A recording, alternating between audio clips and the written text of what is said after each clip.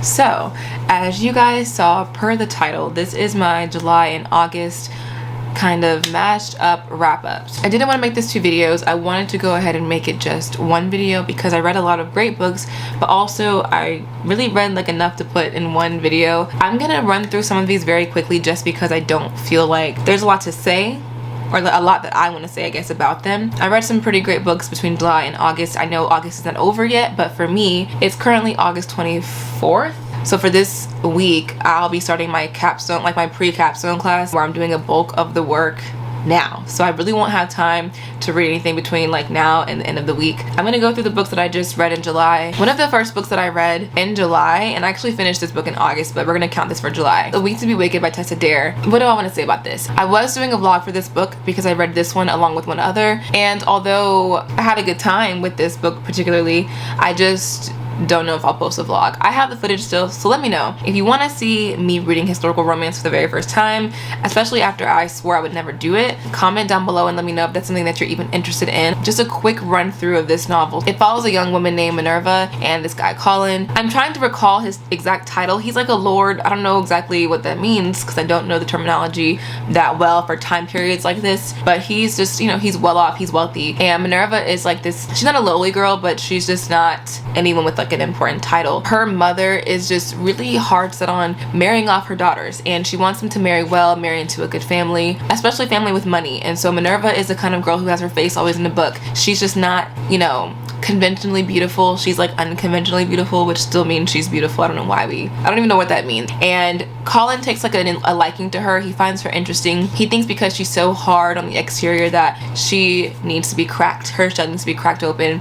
Minerva is just, she's more into books. She is a geologist, so she loves rocks. She loves studying the earth, and she wants to get to this convention, this symposium. And in order for her to get there, she has to take this week-long trek with Colin, and it happens to be like a kind of forced proximity. But one thing I will say that I really loved about this story, I give it 5 stars first off, and it was a great introduction into historical romance in my opinion. I hate period pieces, but this book did not disappoint me at all, and I think because it had such a modern feel to it, I still thoroughly enjoyed it. I think what I enjoyed more than anything else, I loved how each character was such an individualized person. Colin is a character that I love the most simply because he had a lot of trauma in this book that he had to deal with, and I mean childhood trauma regarding like his parents and their death, and just how he hadn't dealt with it, and kind of how it manifested into him as an adult, because it looked different for him as a child, but as an adult his trauma kind of grew into something else. And we see this in depth, how it's affected not only his relationships but also just his everyday life, down to sleeping. I mean, things that real people go through in real life when they have trauma, it affects almost every area of our life. So I love the way that Tessa Dare wrote Colin's character and how he dealt with the trauma, but also how, as super corny and cheesy as it is, how Minerva kind of helped talk him through this trauma. She didn't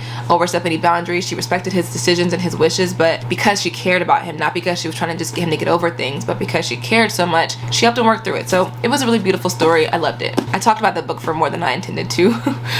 Okay, next in July, I read, along with some of my patrons, Instructions for Dancing by Nicole Yoon. Now I did a vlog on this book, although I feel as though I didn't talk about it in depth. I kind of gave y'all my raw emotions in the vlog. I didn't give you anything else really. Like I think I just told you I cried like mad, and that was it. So this book follows a young girl named Evie and this boy Xavier. And Evie, in a nutshell, she's cynical. She doesn't believe in love, and mostly because of her parents. Their relationship, it didn't turn out the way that she thought it would turn out. Something happened with her father and her mother, and her father ended up leaving. Evie just had a really negative idea of what romance and what love and relationships and marriage would look like for her. So she swore off ever really getting married. She swore off ever really having a true relationship, a true boyfriend. She was just fine with being alone, and there's nothing wrong with that. There's nothing wrong with being alone. X is like this guy who lives his life to the fullest. He's the kind of person who seizes every moment and makes him his, and he just wants to take everything that life gives him, good and bad. And so they meet up, they end up being dance partners. It's sweet and it's cute, but my favorite part about this book is not the romance. I do kind of feel like it was a bit underdeveloped. The highlight of this story isn't the romance. The highlight of this book, honestly, is the lesson it teaches about life truly being just that fast. And the thing is that a lot of us see it, we go through it, and when I was reading this book, I wasn't prepared for how it was going to end. I would still recommend this book even though it tore me to pieces. Like, it really broke my heart reading this story. Love is universal. It could be in everything, it could be everywhere, and for Evie to not want to experience that, and to know that there are people in the world, in the real world, that deal with this, that experience something that makes them not want to even dare try with someone, that breaks my heart, because I feel like all of us deserve to have that love. And Evie clearly wanted it. She just didn't want her heart broken. But that's a part of life. You're gonna be sad and disappointed sometimes, and that's a lesson that we have to go through more than once, mind you. But I also loved Xavier's character because X, he never forced Evie to say yes to everything. He didn't force her to be open. But what he did was he led by example. He was someone who did this because he lost someone in his life, someone very close to him, and he felt like, how can I lose someone who lived life so fully and then still be okay with living my life partially, like not going after my dreams, not doing what I want? And he felt like it would be a disservice to the people who didn't get to do that for him to do that. I just love the lessons that this book taught. For me, the writing was just okay. I think it got progressively better as you went through, but the writing was okay. The tone of the book was very young, which is fun because it's a YA novel. So for the audience that this was intended for, spot on. Next is a book that I love. I can't remember if I talked about this book already. You know, sometimes I read books and then I will do a wrap-up video, and I cannot recall if I already spoke about this book on a different video. If I did, I'm sorry, you're gonna hear it again, and it's fine. This was a great read. I read Cruel Beauty by Rosamund Hodge. This book was really beautiful, very dark. Oh, I loved it. So this is a Beauty and the Beast retelling, but it's like a dark retelling. It follows Nyx and Ignifex. Nyx's father, he sold her off. Basically, he pawned her life off because of a debt that he owed. After that happened, she ends up having to stay in this castle with Ignifex. Ignifex can't leave this castle. Basically, like the Beast, he's stuck there, and he has this dark curse over him.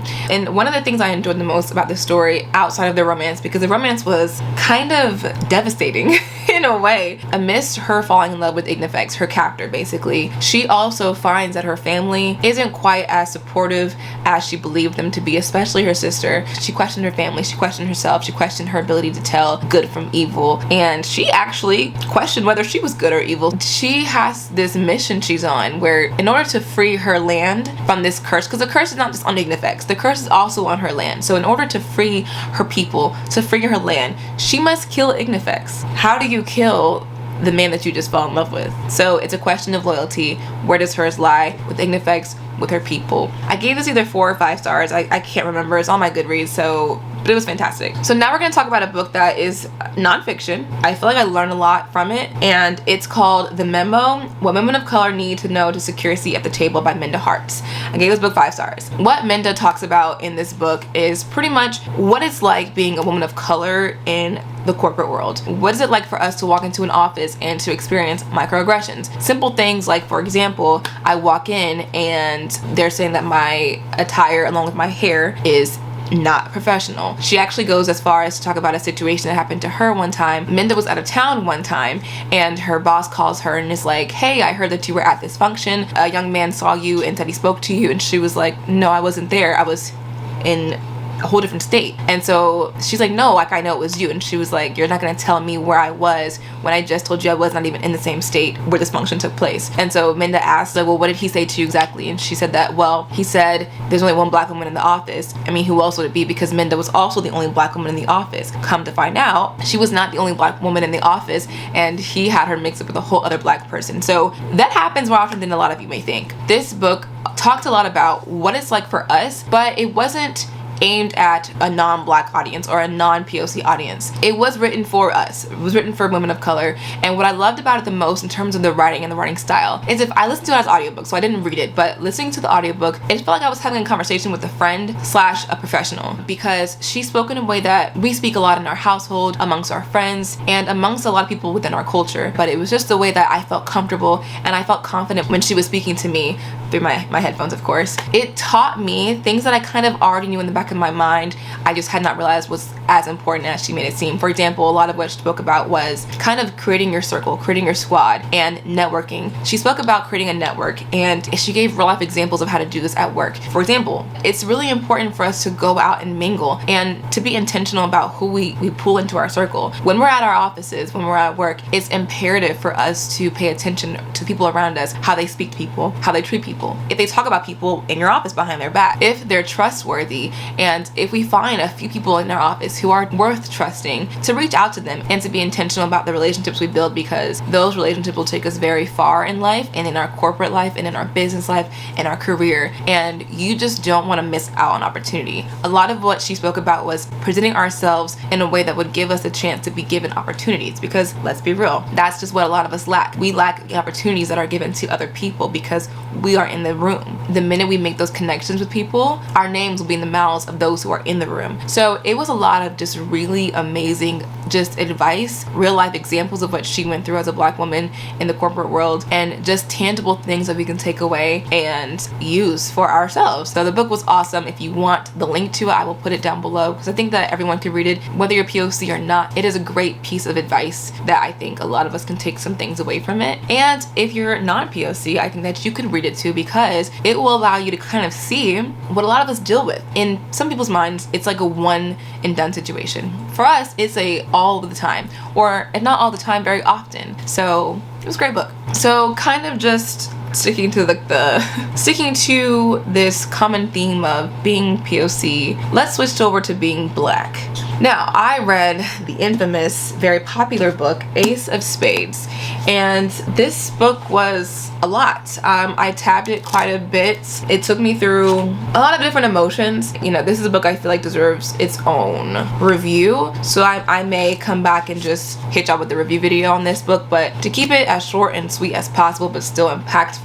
So this book follows Chiamaka, and I don't know if it's Devon or Devin. In my mind, it's Devon, so I'm gonna just call him Devon, but I could be wrong, I don't know. Two Black characters who attend Nivea's private academy. And so at this school, you have this elite group of seniors called the senior prefects. And it's a big deal. You know, these students have typically the best grades. They're part of extracurriculars at their school. Their teachers like them. They just are overall like the ideal student. And it looks good in the application for when you're going to apply to college. Chiamaka and Devon both end up being senior prefects. Devon is shocked because he's not a high achiever. He's not super well liked by all his teachers. He's liked by like one teacher, and he's just confused to how he made it on to this list. In the beginning, it's all great. It's wonderful. They're really enjoying being prefects, and all of a sudden, both of these students end up getting these messages on their phone from an anonymous source who is threatening to tell all these secrets that they have. And they have some secrets that could really ruin their reputation at school, but also can make it really hard for them when they get out into the professional world. Okay, so now I have to get into just kind of like the main takeaways from this story. I gave this book 5 stars, and it was easy to do that. Number one, the writing itself was really enjoyable. I loved the way that every page I turned, it was like I was ready for the next thing to happen. I was scared, but I was also really excited to figure out what was going to happen next. I feel like Farida wrote this story in a way that we were not always going up and up and up. We definitely had some moments where we kind of plateaued, but it gave us a moment emotionally to kind of just get back in our seats, because there were moments in this book where I had to put it down. I literally had to put it down. I couldn't keep going. I wanted to in my mind, but emotionally I couldn't keep going straight forward, because it was a lot to take in, especially being a Black student who went to an all-white school in high school. A lot of what I read in this story, I lived. Like, I lived for many, many years. It was tough reading that. Like, I know I'm not the only one who went through that, but to read it on paper, especially for Chiamaka, I relate to her so heavily, because she and I both had to go through a period of our lives where we hated ourselves. I hated the way I looked. I hated that I was Black. There was no one else at my school really who looked like me. There was a handful. We weren't even all friends, but there was a handful of us, and I got told many times, you're pretty for a dark-skinned girl. I got made fun of for my lips being bigger than literally everyone at my school, for my hair being a certain texture. And growing up, I used to literally get afraid of new growth. And for those of you who are not sure what that means, new growth is like, it's what it says. It's new hair growth. And for a lot of us Black girls growing up, we got our hair relaxed, straightened. And the minute we saw new growth, well, it's time to go back to the hair salon. And that was a thing that I had to really work through emotionally and mentally, just to get over that wall, because it was a struggle with, do I want to accept what I look like the way I was born, or do I want to keep conforming to these white beauty standards? I came to a decision literally my first semester of freshman year of college, and I said, you know what, no, I'm gonna cut all my hair off. And I went natural. I went back to my natural roots, because I needed to figure out a way to be okay with who I was. And that was really tough, y'all. Like, I mean, it was tough. Chiamaka and I both had to get over a period of our life where we hated how we looked, hated who we were. I didn't want to be a Black girl because it was just too hard. And then I got older, and then I realized that there is so much beauty in everything that makes me who I am. So I went back to my natural self, and I would never go back. I love it. I'm getting on a tangent now, but in terms of like the school, I can't go in depth with spoilers, but just know that they were not accidentally chosen to be a prefect. But what this book kind of encapsulated was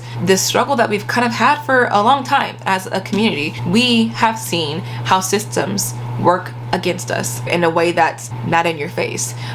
It's very covert. A lot of people don't realize that, and I think that's why so many people who are not of color struggle with identifying systemic racism. They don't see it, they don't believe it. They think that if you work hard enough, you can get what you want. If you follow the rules, you won't get hurt, you won't get in trouble. If you just do what you're supposed to do, then you'll be fine. And I'm here to tell you right now that is simply not the case. A lot of what we want, yes, we can attain with a different mindset, but we're working against not only our own mind, but also multiple systems that are set in this country at least. And we have to really fight hard for the things that we want. And sometimes it requires us to do it on our own, make our own stuff, do our own thing. There's a lot to go into. Again, I could do a whole review on this book. If you want one, I can do it. We'll be here all day. It would be fun, I think. I think it would be a good discussion. So let me know if you want me to do a review on this book, and I will sit down and make a video. It'll be pretty lengthy probably, but I will do it. Okay, so next, I'm gonna keep this one real short. I read Normal People by Sally Rooney. I gave it 1 star. Here's what I'll say about this book. I felt like the writing was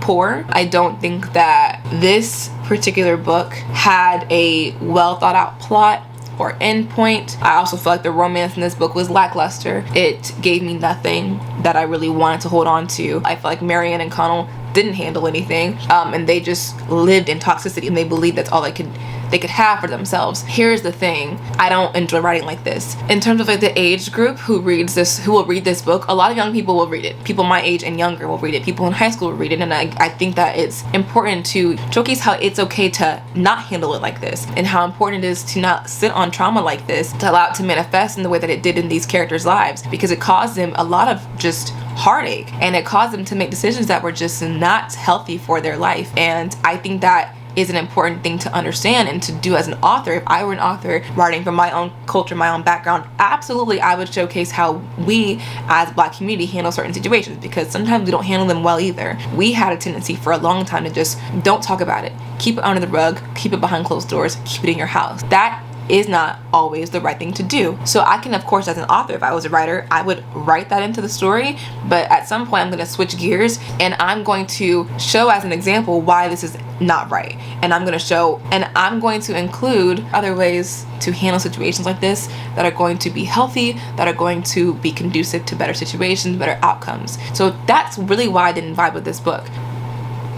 Okay, so next I read Kingdom of the Wicked. I loved it. I gave it 5 stars. I read this book I think in 2 days. It was really incredible. I also did the audiobook with this as well as read it physically, and the audiobook was spectacular. It was amazing. The music I could have did without because it kind of creeped me out. I do not enjoy being scared, but I guess for those of you who enjoy eerie kind of noises when you read books like these, pick it up. It's a really great audiobook. But so again, I'm not sure if I spoke about this book before. I don't think I did. So this book follows Amelia and Victoria in Wrath. Victoria and Amelia are sisters, and the two of them are witches, and so they are told as kids growing up, don't play with dark magic, it's not good, just open up those doors, just don't even go for it. And one day Victoria is murdered, and you know, Amelia's not okay with this. She has to figure out who her killer is, and she's willing to go through whatever she needs to go through to figure out who took her sister's life. So she ends up meeting Wrath, which is one of the princes of hell, and Wrath is just very cunning and kind of conniving, but very charismatic character,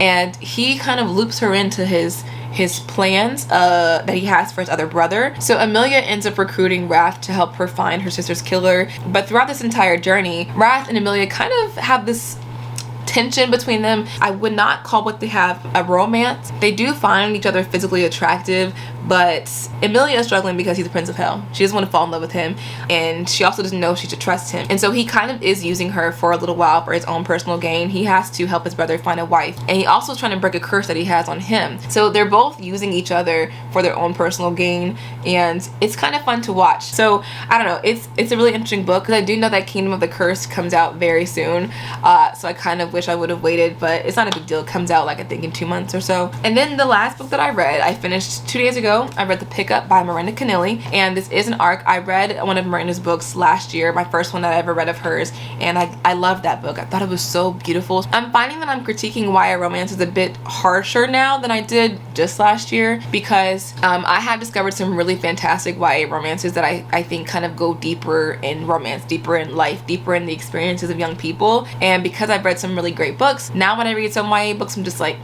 this is just not it. This book I gave 3 stars. I didn't love it. This book follows Mary and TJ. Mary's parents are divorced, and so she goes to Chicago to visit her father, but to also spend some time with her stepsister, and they end up going to Lollapalooza together, but on the way there they get a ride share, and their ride share has to pick up 2 other people. And so the 2 people they pick up are TJ and his brother Tyler. Tyler's a college student. TJ is about to be a freshman in college. Of course, TJ and Mary are stuck in the backseat together, and they're kind of like instant sparks, you know, flying. And so they do all end up getting in line together at Lollapalooza, and Mary and TJ go to this one concert, well, one of the stages there together, and hanging out, having a great time, dancing, until they actually get separated by a mosh pit. They're trying to find each other because they're enjoying their time. And so she ends up losing TJ, and she goes and finds her stepsister. Her stepsister is like, I have an idea. How about we tweet out a picture of the 2 of you together, and we will put a hashtag like help Mary find TJ. So this hashtag just goes ballistic, literally thousands and thousands of tweets. So TJ and Mary end up finding each other again, and they end up having the best weekend together. This book takes place over 3 days, I think, Friday, Saturday, and Sunday. Here's the thing, this is definitely insta love, right?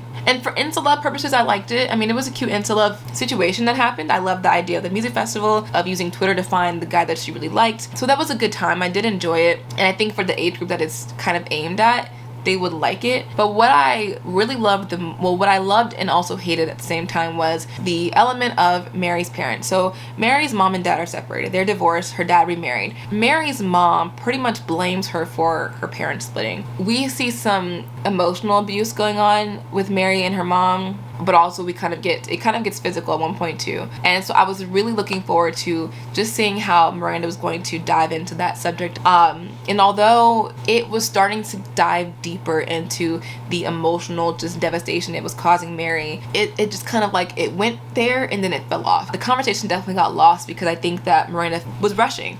She rushed the end of this book. Towards the end, Mary speaks to her father about the abuse, and the conversation that happens is a really great one. We never really see, like, for example, Mary confront her mom, or her father confront her mother. I really wanted to see it play out on paper. I didn't want to just be told like her mom goes to therapy now. That's great.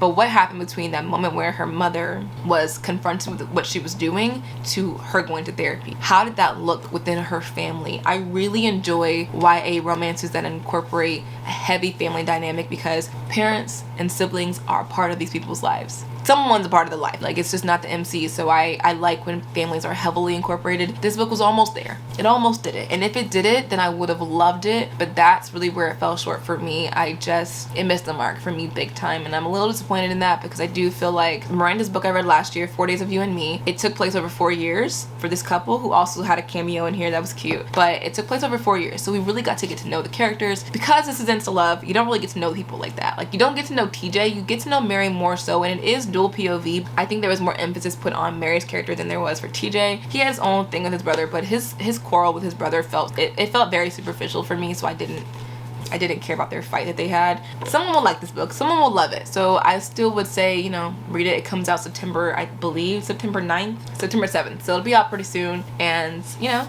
go for it. So that is all the books that I have read between July and August. I'm currently working on Black Sun, but Black Sun is my Patreon buddy read, so that's what I'm gonna be finishing up August with. I will talk to you guys in my very next video.